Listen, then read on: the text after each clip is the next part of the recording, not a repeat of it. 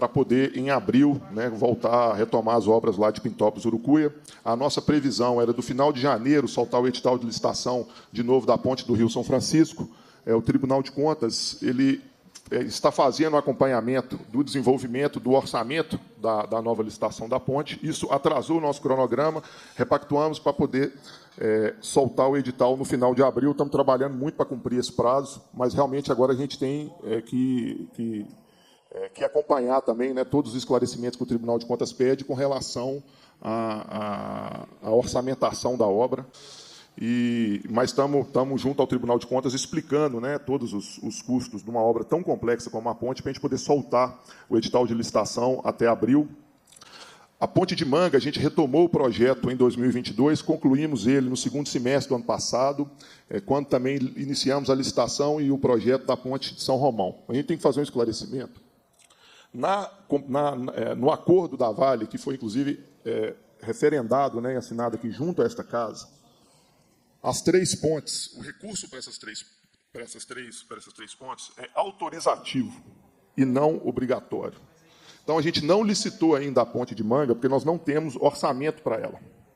Eu já conversei isso diversas vezes, em diversos fóruns. Assim que tivermos orçamento, a gente solta o edital de licitação de forma imediata.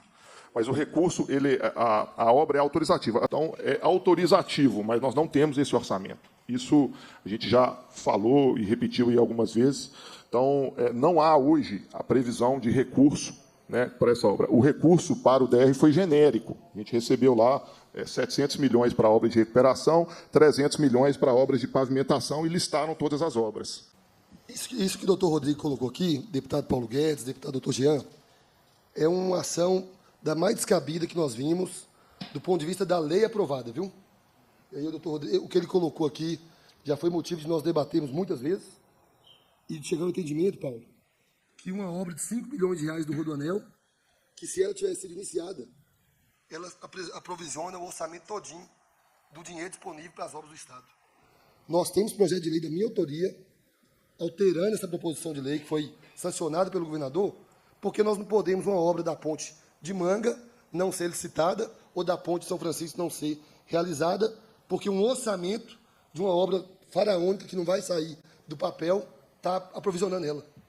Então, eu já falei isso com o nosso presidente da Assembleia, Tadeu Martins Leite, falei com o Ulisses, que passada essa discussão aí, que pelo meu visto não vai dar nem nada, porque o governo vai enrolar e a União não vai aceitar as condições que está aí sobre o regime de recuperação fiscal, nós temos que rever esse acordo de Brumadinho, porque não pode, Paulo Guedes, ter o dinheiro em caixa.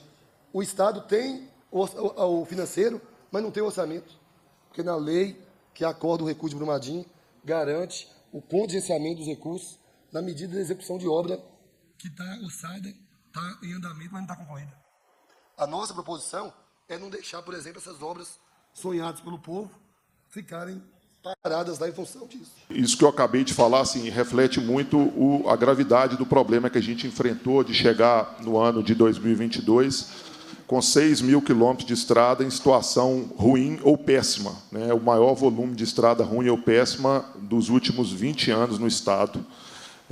Estrada, se você não investir, ela acaba. E foi o que aconteceu no Estado. A gente ficou aí uma década sem investimento e elas acabaram.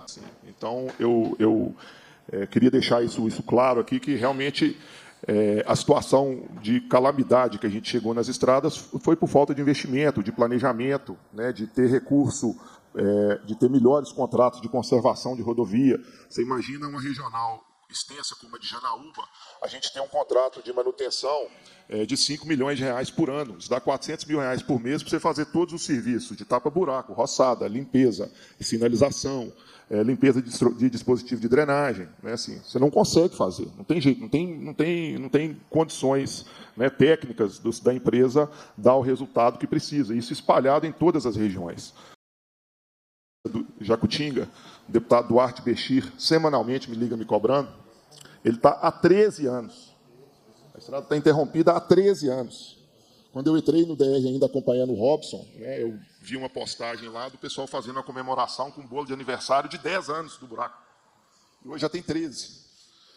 Só que, infelizmente, a gente não tem hoje mais no DR estrutura técnica interna para poder fazer esses projetos. A gente tem que contratar esses projetos. Então, o primeiro passo que a gente fez para dar especificamente dos pontos de Virgem da Lapa, a gente iniciou o processo de licitação em novembro do ano passado. A gente homologou a licitação, deputado, no começo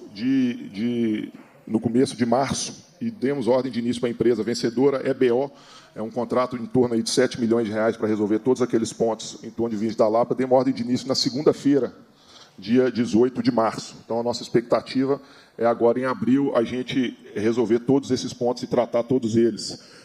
Sabemos e já concluímos o projeto, prefeito, de todos os pontos críticos de Palmópolis.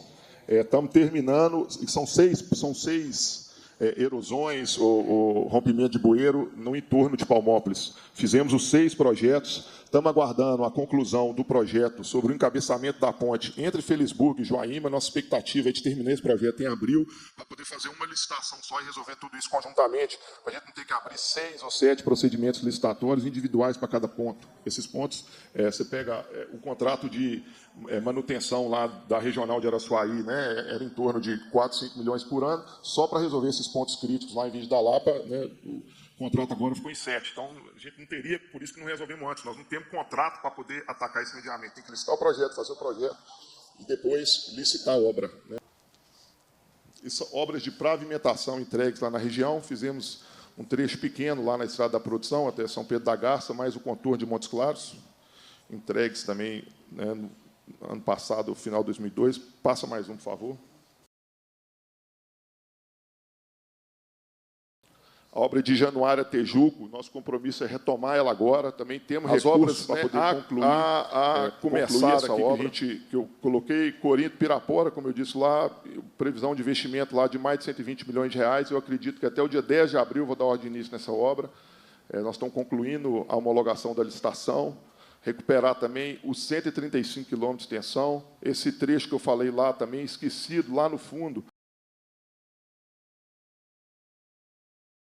Machacaliz, Bertópolis, Umburatiba, a estrada também lá está muito ruim, estive lá tem pouquíssimo tempo. Deputado, vamos licitar também aí esse ano, né, dos projetos. Eu acabei fazendo só do Jequitinhonha e Mucuri, mas já discutimos várias vezes na Estrada da Produção, temos diversas estradas importantes do Norte de Minas. Norte de Minas segue o exemplo nosso do Jequitinhonha e do Mucuri. As ligações nossas precisam, né, a gente precisa fazer várias ligações importantes na nossa região. Nós temos ainda distâncias de 70, 80 quilômetros, temos lá de Januária até Chapada Gaúcha, 178 quilômetros de estrada de chão, no estrada estadual, sofrida, né? Então, as ligações nossas ainda são muito grandes, então a gente tem um passivo muito maior, né? Mas é importante a gente falar o seguinte: nem projeto, na maioria desses trechos, não fizeram ainda. Então, assim, não dá nem para a gente discutir a pavimentação, porque a gente não tem nem projeto. Assim, com exceção de Almenara, Pedra Azul e de Setubinha a Capelinha, nenhuma outra estrada dessas que a gente discute bastante, a gente tem um projeto executivo de engenharia pronto para a gente poder discutir a pavimentação da obra, né? Em 2022, a gente iniciou um processo de licitação para poder fazer alguns projetos executivos, para tendo recurso orçamentário, e a gente espera, né, ter fonte orçamentária em breve, através do acordo de Mariana, né, para executar, assim como em Capitão Enéas, né, um projeto que foi parcialmente executado. Para a ponte de São Francisco tem sim um recurso e a licitação que a gente vai fazer até abril. Eu falei foi de Manga e São Romão, tá? E é uma polêmica que eu não posso, né, eu não tenho procuração para poder discutir sobre isso, porque envolve, eu acho que o que foi feito aqui na Assembleia, juntamente com a Secretaria de Planejamento, com o Governo do Estado, que é quem tem, né, o dever aí de discutir sobre as fontes orçamentárias, né, do Estado.